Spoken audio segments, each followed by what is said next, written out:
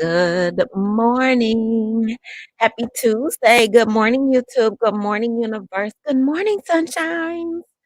I hope everybody had a good Monday. Welcome to Tuesday. Hey, learning girl. Hey, girl. Hey. No, we don't know yet.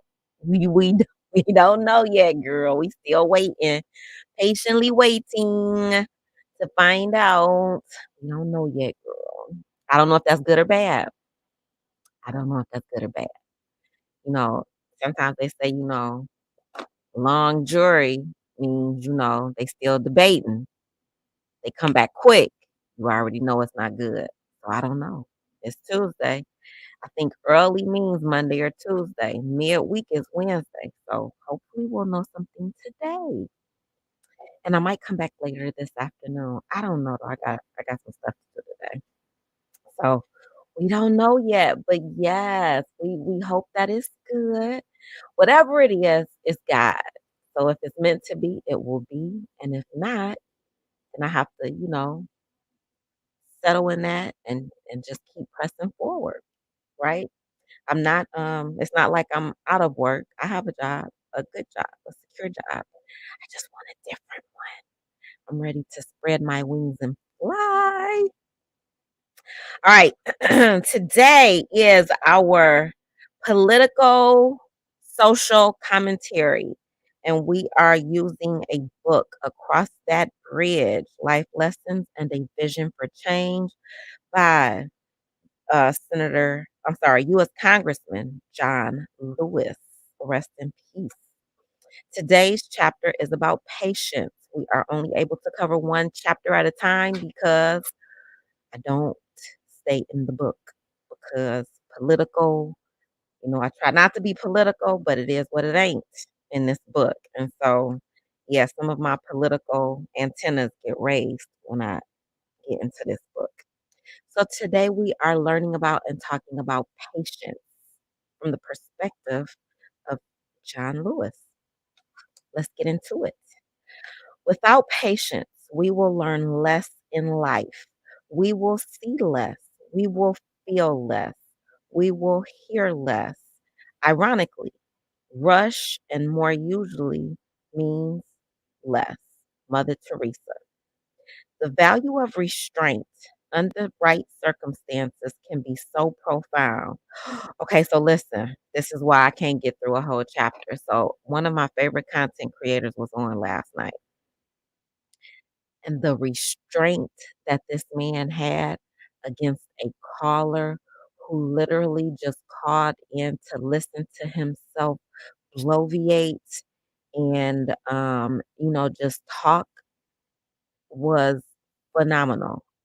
And at the end of like a 10, 15, 20-minute rant by the caller that called in, because of the patience of the content creator, the person that had all of this smoke for the content creator had pretty much buried himself alive with the foolishness that came out of his mouth.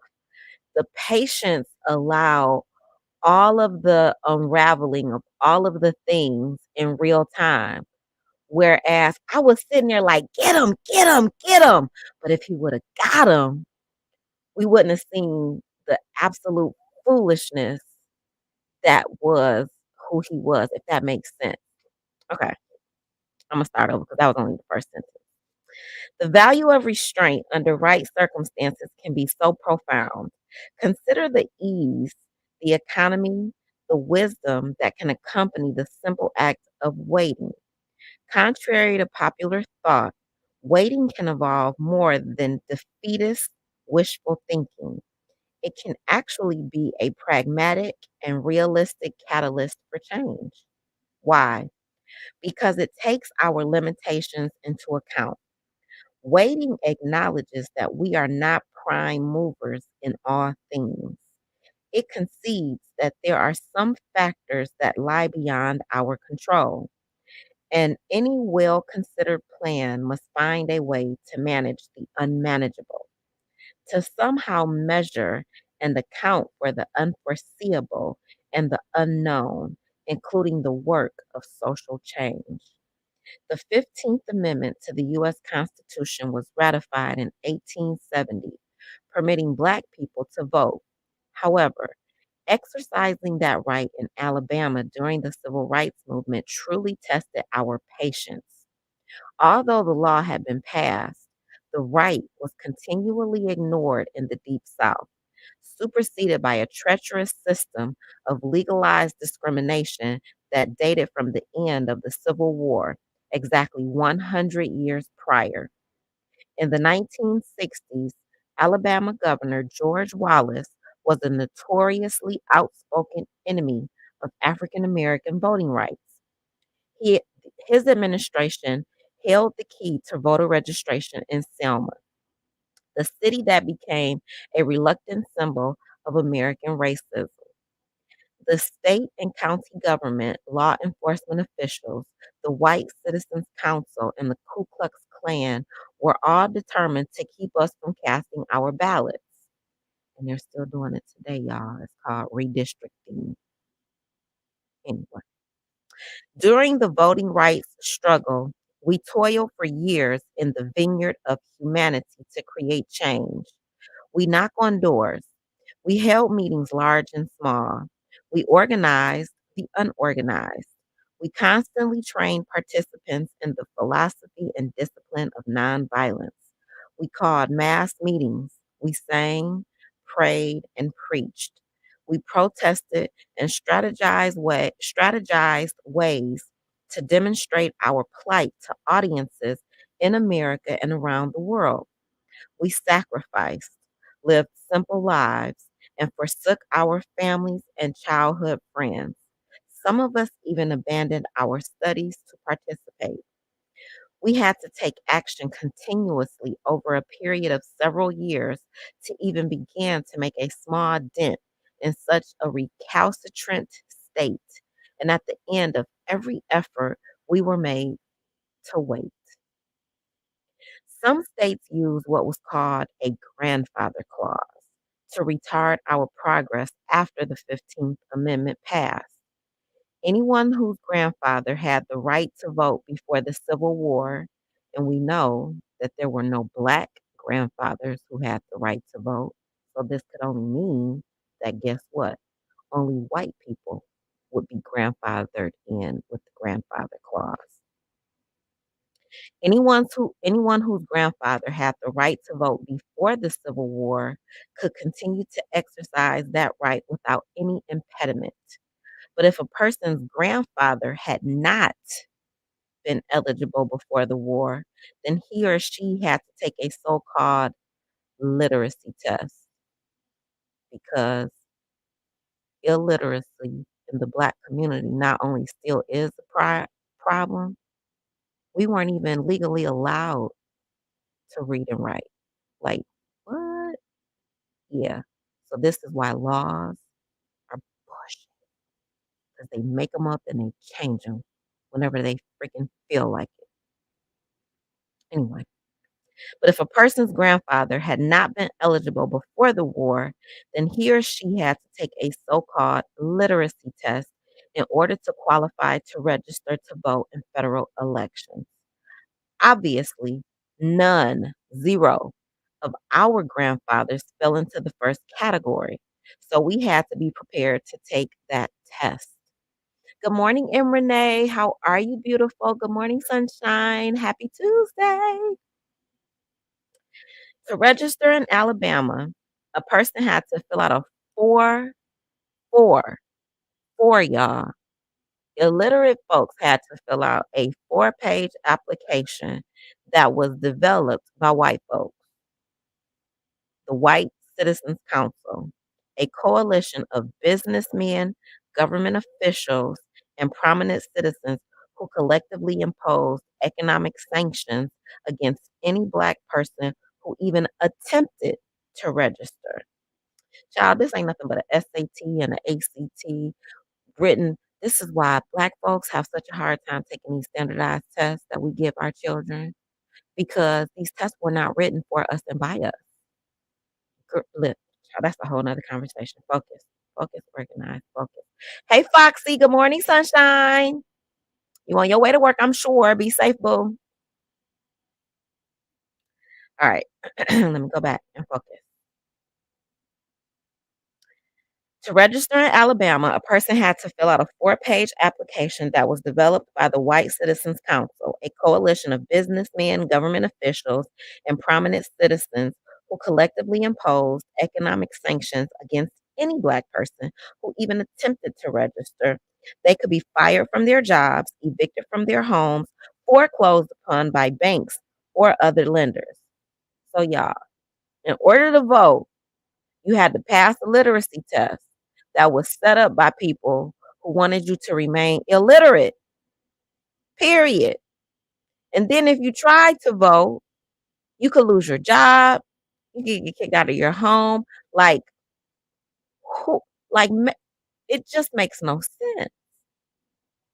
The council made it easy to discover who these folks were. Since the registrar's office was open only during business hours on the first and third Monday of each month, they had to ask for time off from work. In a small rural town, news travels fast. In addition, the names of all applicants were published in the newspaper. They put it on social media, basically. The social media of that time was newspapers and pamphlets. They published, they doxed people in real life for wanting to vote. Doxing is not new, y'all. It's just, you know what I'm saying? As if these methods of intimidation were not discouraging enough, the council would also leak information to the Ku Klux Klan, which was prepared to injure, maim, and kill any African American attempting to vote. This is why I don't like talking about politics because my blood pressure rises and I have a really low blood pressure and I get angry.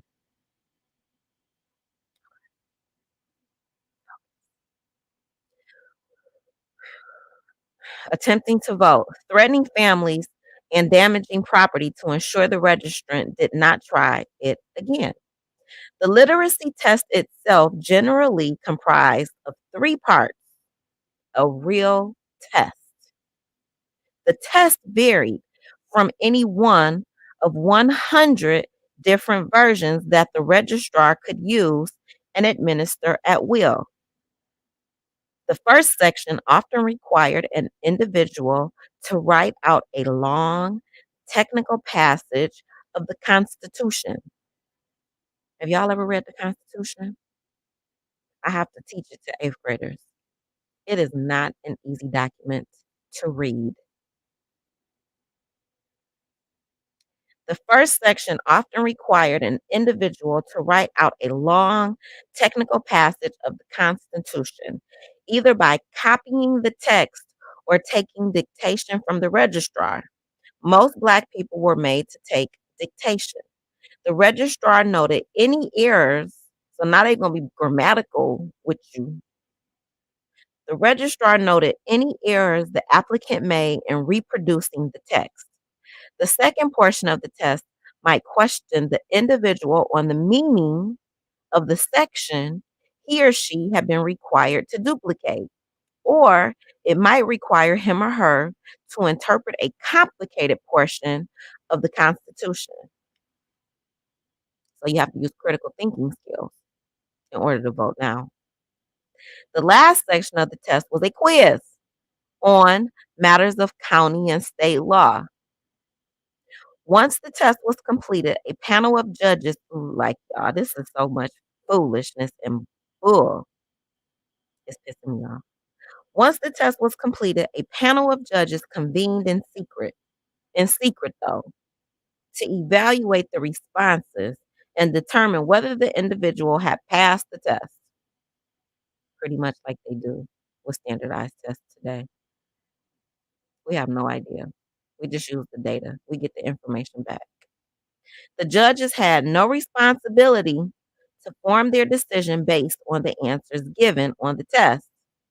Let's read that again. The judges had no responsibility to form their decision based on the answers given on the test, and their ruling could not be appealed or reversed. Y'all, they didn't even have to look at the test. They could have just been like, nope, nope, nope, nobody, nope, nope, nope, and nope. The test was so difficult that college professors, trained lawyers, and teachers were regularly deemed insufficient to pass the test. Recently, I met with Harvard professor Henry Louis Gates. If you guys have never watched Henry Louis Gates, he has a series on PBS. He goes to Africa. He teaches us about our beginnings. I'm trying to think of the name of it. I show it a lot when I'm teaching. I'm um, oh, it's about the water or something. I'll figure it out before the end of the live. I absolutely recommend going to watch Henry Louis Gates series on PBS about our African descendants. He told me that he read questions from the Alabama literacy test to see whether a Harvard professor could pass it. His friend could answer only one out of the 3 questions he was asked. The test was nearly impossible to pass. In some places, officials even threw in a completely irrational measure to further frustrate potential Black voters. They might require citizens to count the number of jelly beans. You, st- you know, this is like a game we play today. You guess how many jelly beans are in the jar and you might win a prize. No, no, no, no, no. This was also part of your literacy test. They might require citizens to count the number of jelly beans in a jar or the number of bubbles, y'all. Bubbles in a jar of soap. Excuse me for 1 second, I got a cough.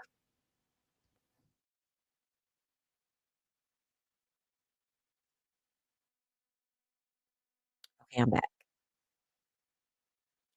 These kinds of blatant attempts to stop Black voter participation were humiliating and demeaning, and unfortunately, they were effective. In Dallas County, where Selma is the county seat, there were 15,000 eligible African American voters. 15,000, y'all. By early 1965, only 300, 300 were registered to vote. This is why voting is so important. You guys should be having, I think most people are having primary elections right now in their cities and states across the country. I know we are here. Please vote in those elections. Please read those proposals. There was a millage on ours recently about funding the jails. No, look, I'm not giving no more. No, I'm not. Even if my vote doesn't win, I vote no, no, no, and no. Please vote, y'all. These local elections, these off-season elections, they really, really are important. The Student Nonviolent Coordinating Committee, the organization I chair, began organizing people, developing citizenship schools to educate residents about the power of the vote and the importance of voter registration. We also taught them skills that will help them pass the literacy test. I also want to say this to you guys. If you live in a state that allows absentee voter without an excuse, do it. Just do it. That way you get to vote early. They mail you your ballot, you fill it out, and you mail it back. And you don't have to worry about needing that day off to go vote, getting it in before work or after work. There's a lot of states that are allowing voter registration absentee with no excuse. Sign up for it, you guys. They will mail you your ballot. Get it in by any means necessary. Please vote. We also taught them skills that would help them pass the literacy test. We told them how casting a ballot could impact the future of their schools, roads, housing opportunities, treatment by law enforcement, job opportunities, business development, water and electricity supplies, and so much more. We held mass meetings at Brown Chapel AME Church to pass out information and encourage people's spirits. We trained them in the tactics of nonviolence and prepared them psychologically for the difficulties that lay ahead: harassment, threats, possible beating, arrest, imprisonment, and even death. Having grown up in Selma, they knew what was at stake even better than many SNCC volunteers. All of these tactics were necessary to achieve our goal. To be certain, we took action and employed every method we knew to attack the problem. However, the ultimate battleground in this conflict was not in a classroom or standing in line on a sidewalk. It was behind the door of the registrar's office. Despite all of our organization and action, the key to our access to the ballot box was in someone else's hands. We had to be granted entrance to the registrar's office, and the registrar made sure the office was closed more than it was open. Even on the off chance that we got in, we had to labor through a long examination and await the decision of an unjust panel who almost always denied us, regardless of our competency. We had to wait for the registrar to open the office. We had to wait to be granted entrance, wait to prepare for the test, wait to take the test, await the results, and wait for an unjust system to change. Though in these matters, our only option was to wait, we never regarded this as a passive position. We perceived that waiting could be viewed as an elegant way to prove a point. That's what I was telling y'all about the content creator this morning. He just waited and listened and waited. And we used it as a tool to demonstrate the inaccessibility of the vote in Alabama. We staged large demonstrations on the days it was possible to register to vote in Selma. And toward the end of the struggle, especially when Martin Luther King Jr. got involved, we protested on other days as well.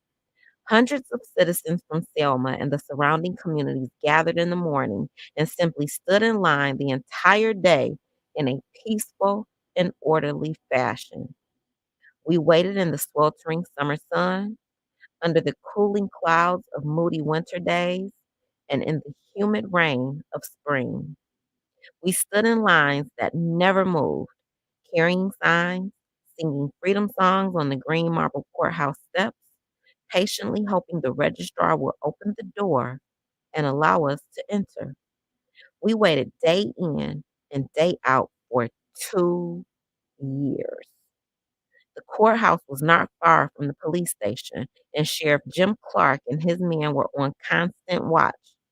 Although we waited patiently and in peace, our persistence was considered an act of aggression by the sheriff, and he used this as an excuse to condone violence.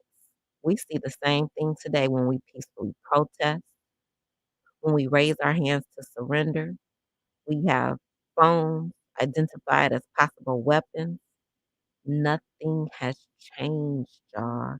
It just looks differently, but it's the same. Hundreds of us were arrested, and some of us were beaten and taken to jail.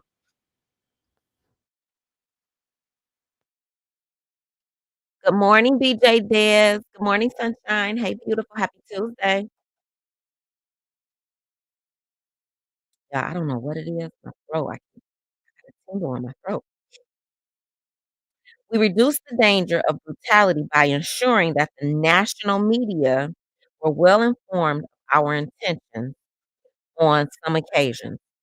They joined us as observers, keeping a watchful eye, not realizing they were indirectly protecting us from the potential of greater physical abuse.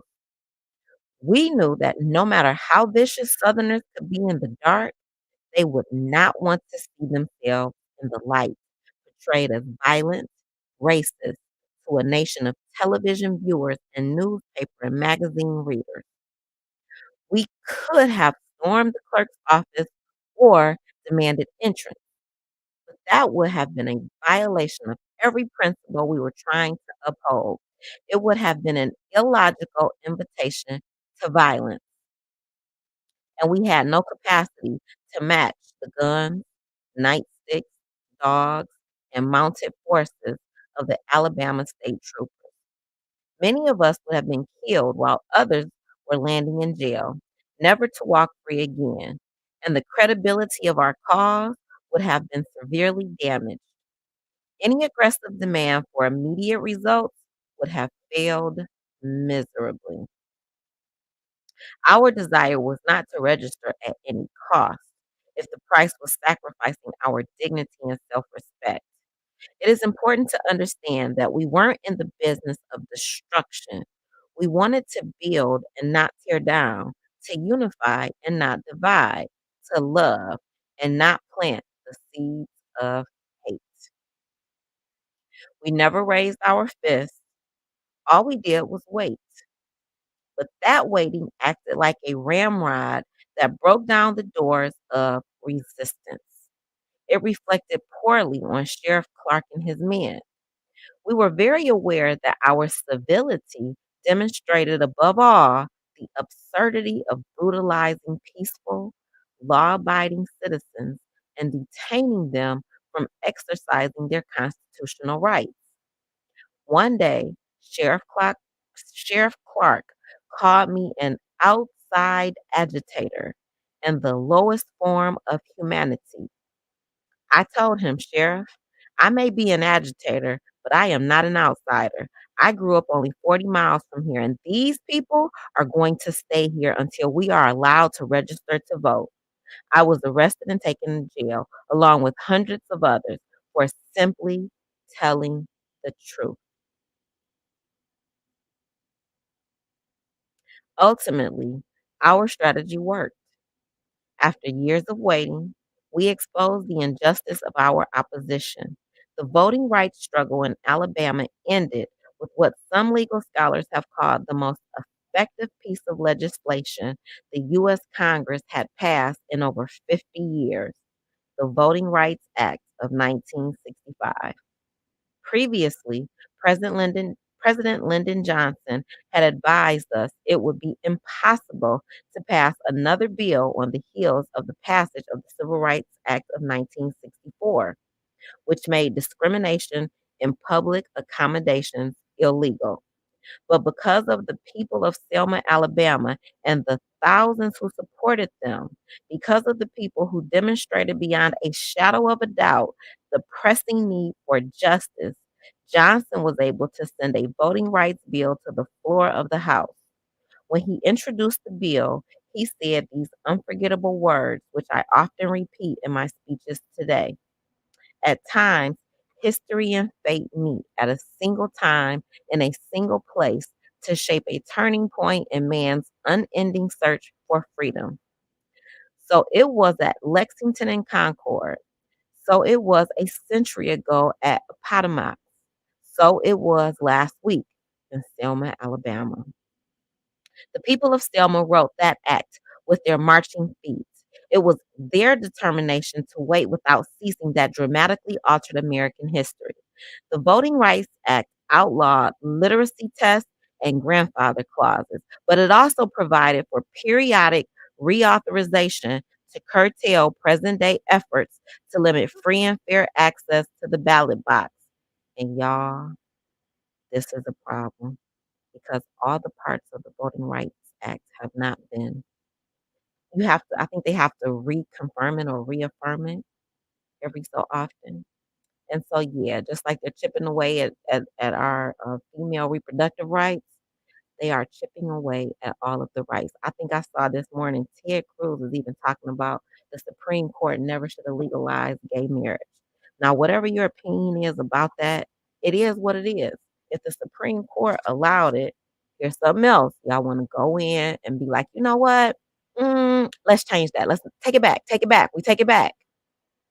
Laws are the most ridiculous things ever because man makes them and man decides when to change them. Period. It allowed unfair gerrymandering, still happening, and voting changes to be monitored and even overruled by the Justice Department. We saw what went down January 6th. It's not stopping. They're still trying to tamper with your votes. It provided for American citizens who are members of all kinds of language minorities, from Latinos to Vietnamese to Eskimos and Native Americans, to participate in the democratic process. I should mention here that the Voting Rights Act is under attack today. Mhm. A series of court cases has been mounted in several states angled toward the Supreme Court with the hope that the most powerful section of the Act, Section 5, will be nullified. There are still groups working to suppress the vote through the requirement of government issued photo IDs, to manipulate the office of the Secretary of State, and weekend or early voting, and infuse dubiously malfunctioning voting machines in the process. Still, today, still, that's why it's so important you vote. That is why it is very important to remain engaged, especially when it is aggravating, like now. It is. Because we don't really have good candidates to vote for. Everybody is in this together.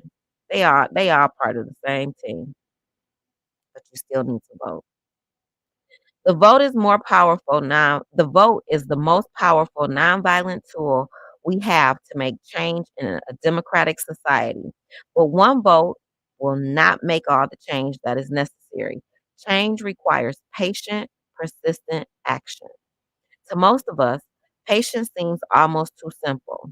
In order to feel effective and in command, we require control that brings immediate results. We have a fast food mentality that expects an instant return on our investment of time, attention, and effort, a return that is concrete and clear. We are so comfortable charging forward and succeeding through our aggression and innovation that the idea of patience can seem contrary to our instincts.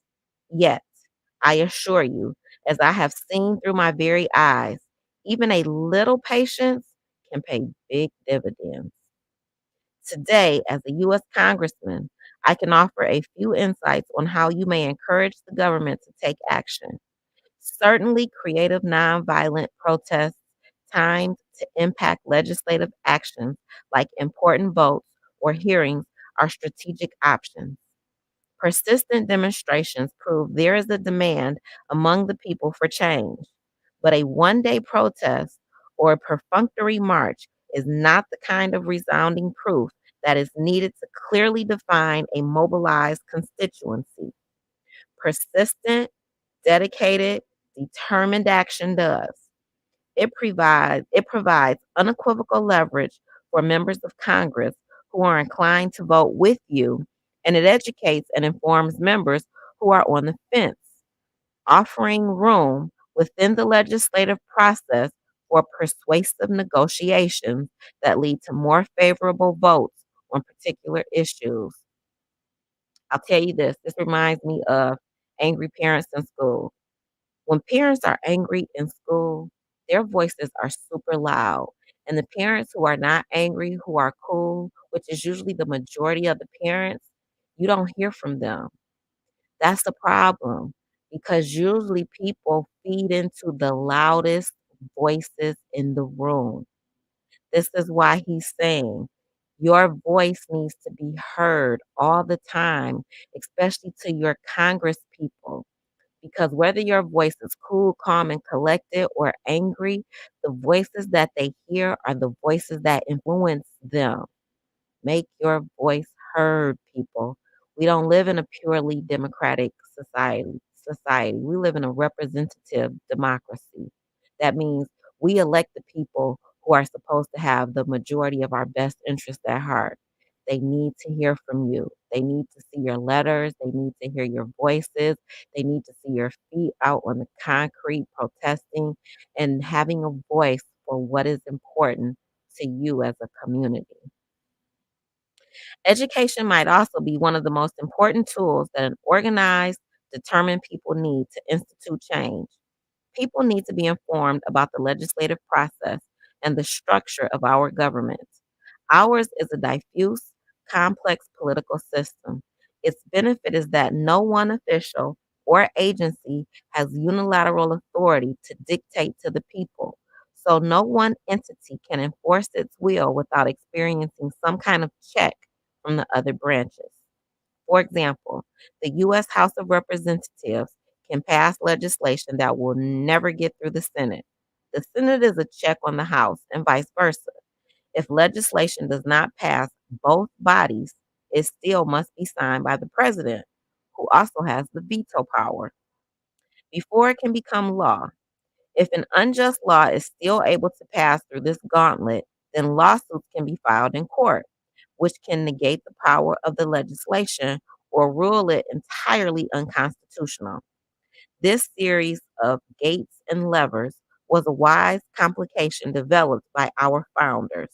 And I'll say that's the only thing that kept our democracy alive on January the 6th, who themselves have been victimized by tyranny. So, viewed another way, it could be perceived that the logjam making people frustrated with government today is not a demonstration that Washington is broken, as so many pundits like to say, but that this system of checks and balances is working. Without this logjam, there will be forces ramming through legislation that would change the relationship between the people and its government for many years to come.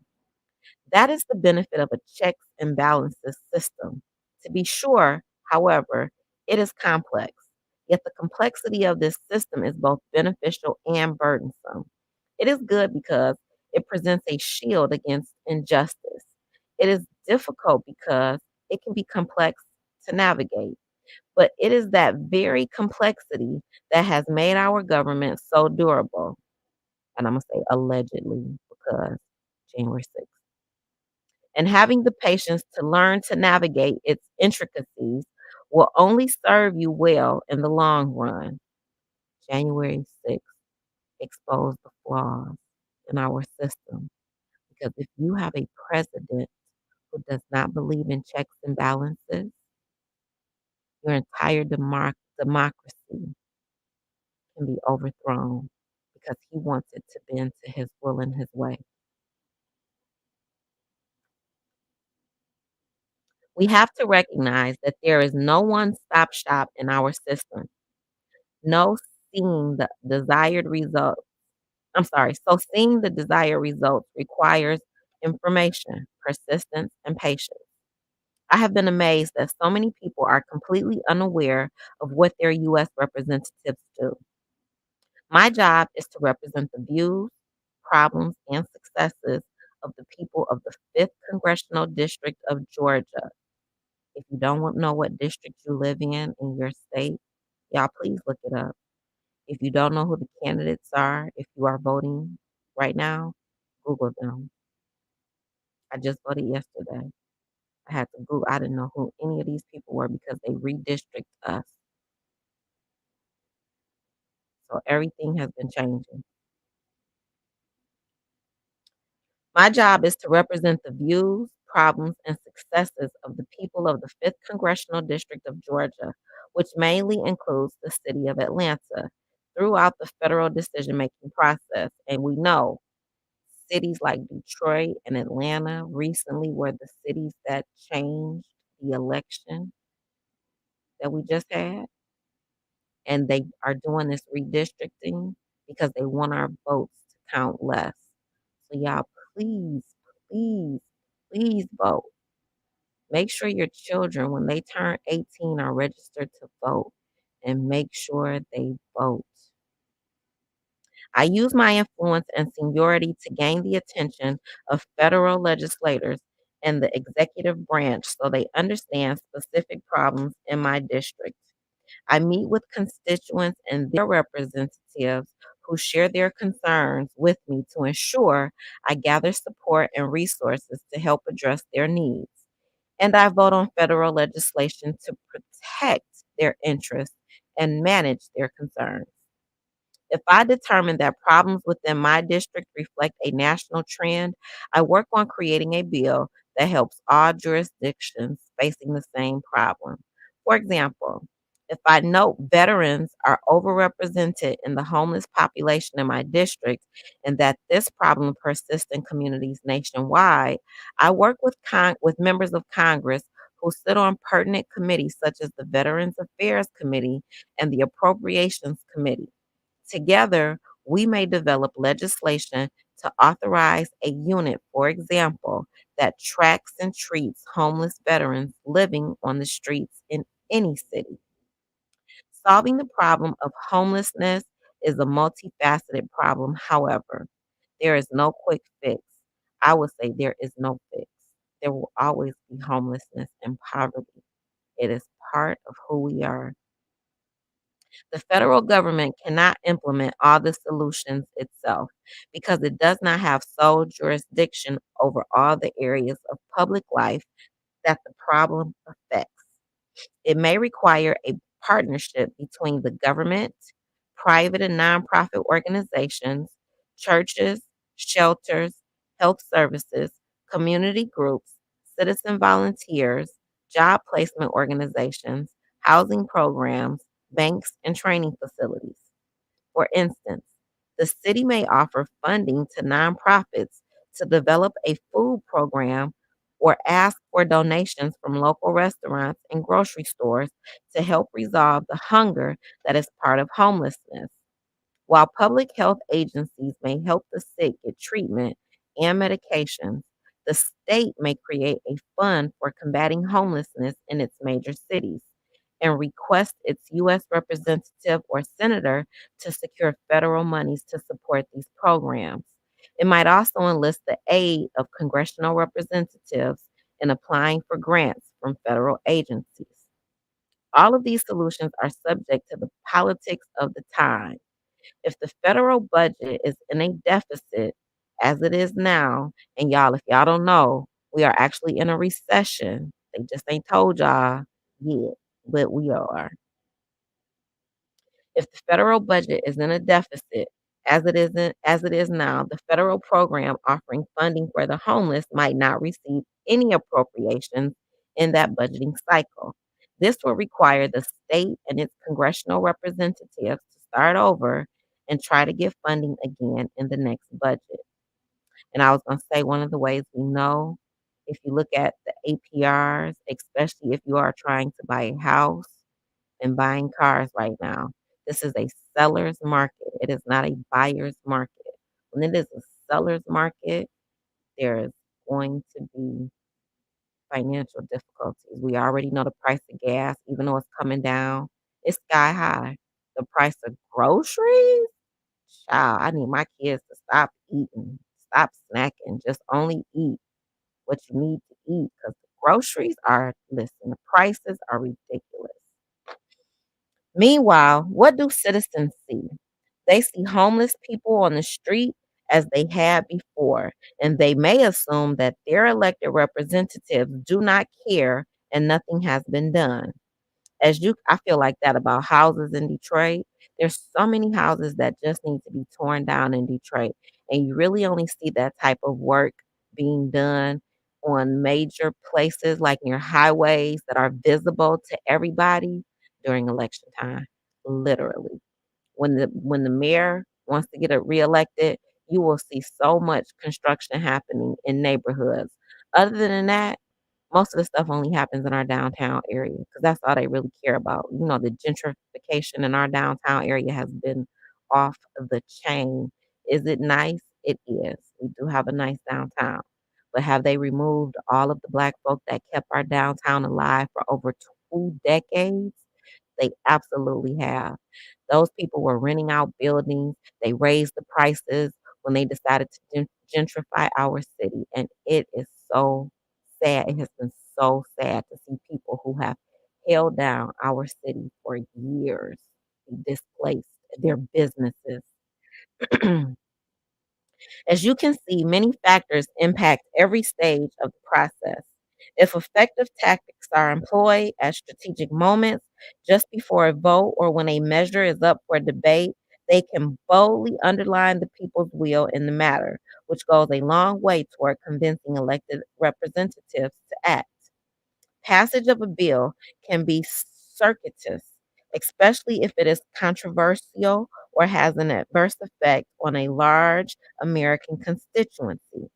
Trying to pass the kind of bill I suggested above in a legislative environment where Congress is cutting services and entitlements would be almost impossible.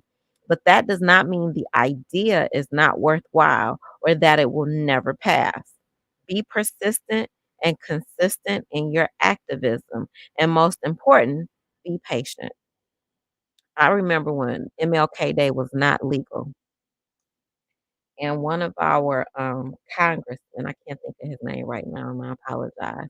He was on the forefront of fighting for MLK to be a federal holiday. And it took a long time. But now we have a federal holiday called Martin Luther King Jr. Day. Patience. If you continue to advocate for what you believe is right, there may come a time when people will change their thinking. And once they are looking for a good legislative idea, your work will be at the forefront of their mind. Informed activism requires reading the newspaper, tracking bills through the Library of Congress's Thomas website, and watching legislative debates on C-SPAN. It also means learning which legislators on all levels sit on committees that affect your issue.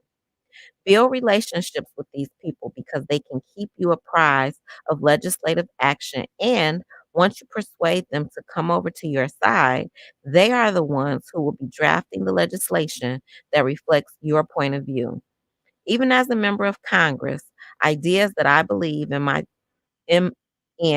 may take years, even decades, to be signed into law. And that's where we get impatient, you guys. One of the highlights of my congressional career was the final authorization and mandate to build the National Museum of African American History and Culture on the National Mall in Washington. Y'all, I'm trying to go there this summer. I've never been. Have you guys ever been to the museum? I heard it's beautiful and I heard it takes days to get through. I've been looking. I'm trying to go either I was gonna go this month, but it's not gonna happen. Maybe next month, but you gotta get the passes to go, and the passes are hard to get depending on what time of the year you go. but I absolutely wanna go.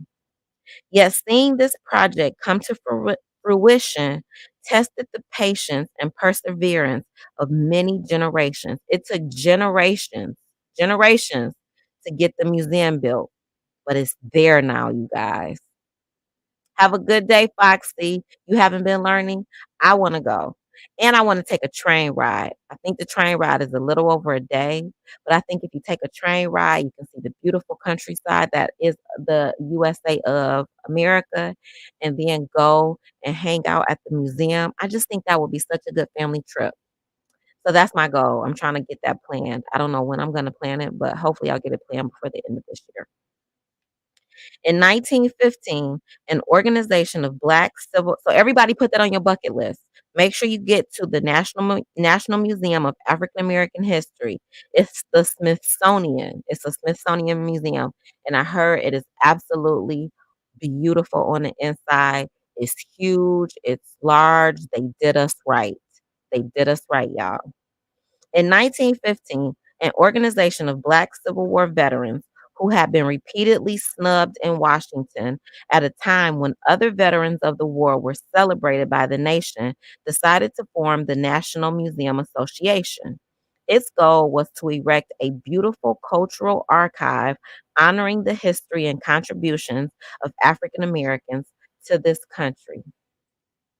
By 1919, the association had convinced almost every governor in the country to appoint a representative to sit on the advisory board of this committee, and Congress was seriously considering legislation to authorize building the new memorial. A grassroots movement had grown in support of the museum, and rallies had been mounted in several cities with thousands in attendance. In 1920, the House Committee on the Library requested the Commission on Fine Arts to implement plans to build a national mall. An internal memo was generated suggesting several areas on this mall as a possible location for the new museum. However, the memo was never sent to Congress. Instead, the commission recommended that a Negro memorial should be deferred until after a monument was built to the veterans of World War I. Members of the National Museum Association persisted. For 14 years, they worked, getting several bills passed through Congress to authorize construction, but they still faced significant obstacles. At that time, lynching was rampant, especially throughout the South.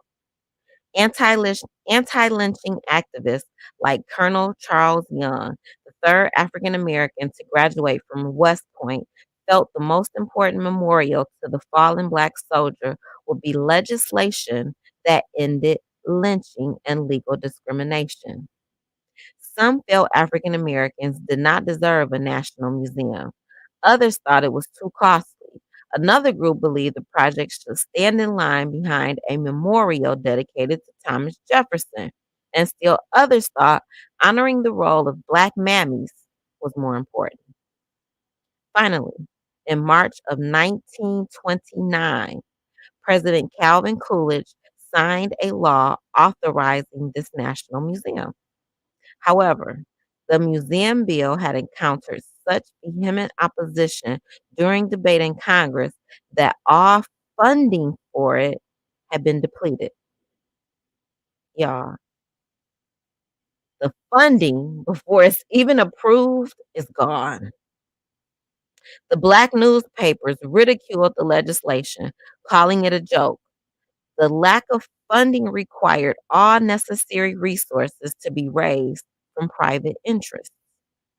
To add insult to injury, 5 months later, the stock market crashed, dashing any hope of raising enough private equity to back the project. The Great Depression ensued, and in December of 1929, the committee appointed to move this project all along met with President Hoover to request 1.6 million in Reconstruction era funds. Though Secretary of the Treasury Andrew Mellon verified the funds were indeed available, neither Hoover nor Congress acted on the request. 4 years later, President Franklin Roosevelt disbanded the committee altogether. About 34 years went by. Y'all, this is persistence. And plans to build a museum honoring Afro American history resurged after the death of MLK Jr. Several bills were introduced in the House and Senate to study the possibility of a national museum. At the same time, Representative Clarence Brown and Senator John Glenn, both members of the Ohio delegation, introduced legislation to establish a National Museum of Negro History and Culture in Wilberforce, Ohio, to be run by the National Park Service. We have a museum here at Ferris University, and they have a really nice online tour. So if you guys haven't taken the Ferris University, let me put a pin right here. Let me Google it and put it in the chat.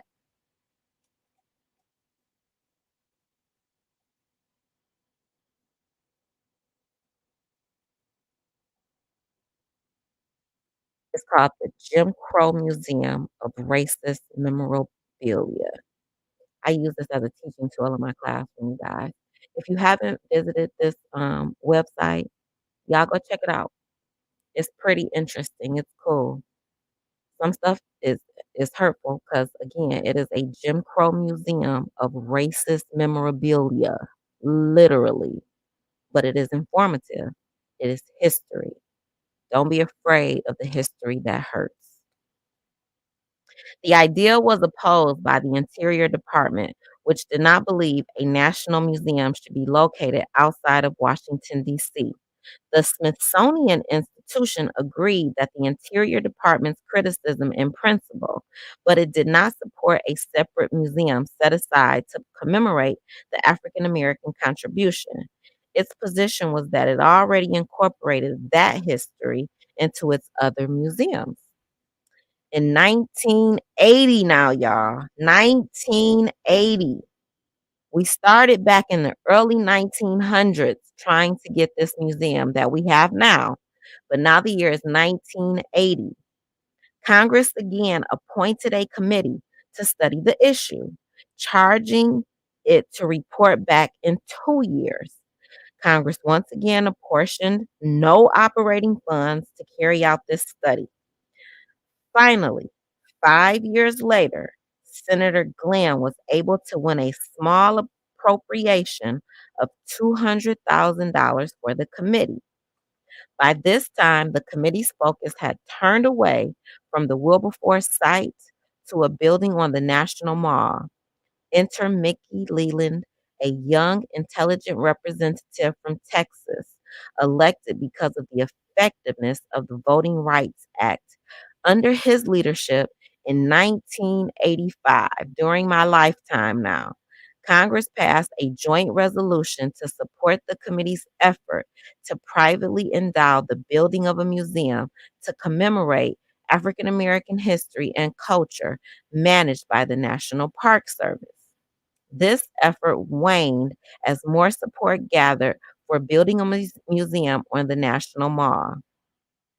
I was elected to Congress in 1986, and in 1988, I joined Leland and Senator Paul Simon of Illinois to introduce bills in the House and Senate to create a National African American Heritage Memorial Museum with the Smithsonian Institute.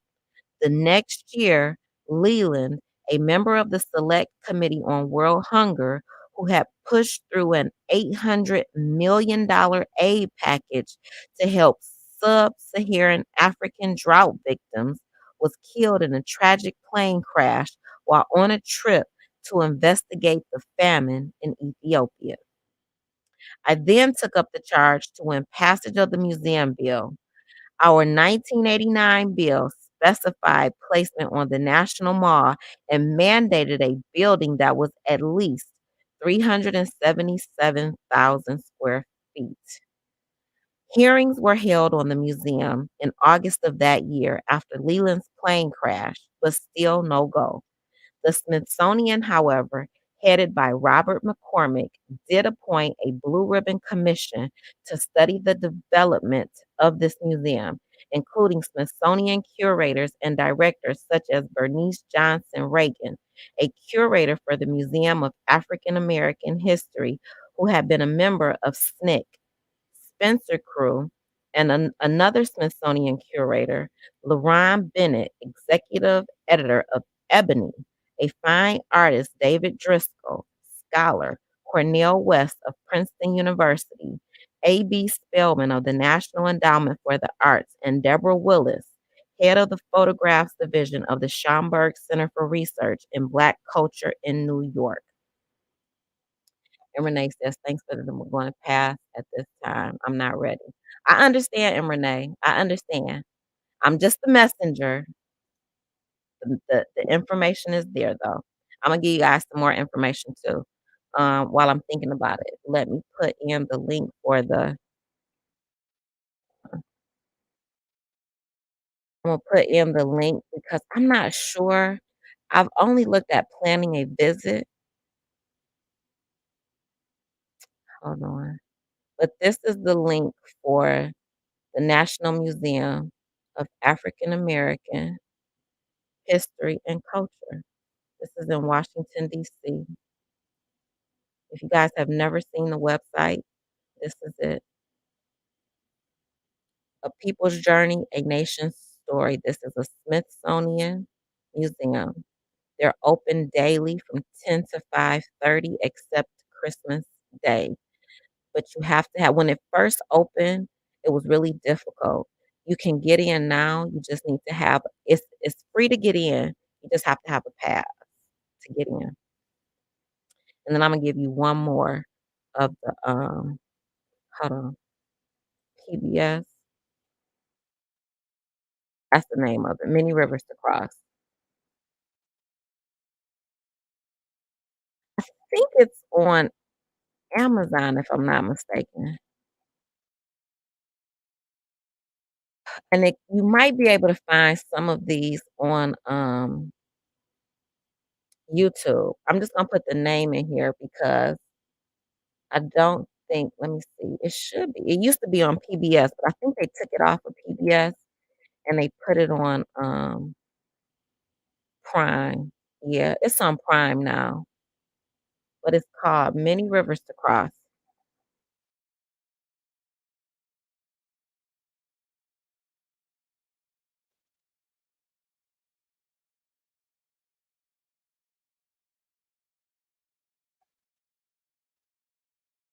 So this is the name of the series that takes us back to, being brought into this nation and just a little bit of history about where we came from. The committee ultimately determined that a national museum was warranted, that it should be managed by the Smithsonian Institute, and deemed it should be housed in a 100-year-old part of the historic Smithsonian called the Arts and Industries Building. The greatest controversy surrounding the report was the idea to place the museum in an aging building. Representative Gus Savage of Illinois was the most vocal critic, and during the 1992 hearings, he demanded to know why the museum could not be newly built on the National Mall as others had been. 2 years later, Savage was no longer a member of Congress, and the House passed a bill authorizing the museum in the Arts and Industries Building. However, passage was blocked by Senator Jesse Helms of North Carolina. In the meantime, regardless of all these setbacks, in every session of Congress, I persisted in introducing the legislation. I did this for over a decade, 10 years with no results, still undaunted in my belief that this was the right thing to do. And on my watch, I was determined to do my part to make it happen. We saw many new museums built on the mall. The African Art Museum, the Air and Space Museum, the Museum of the American Indian, and many more in this time.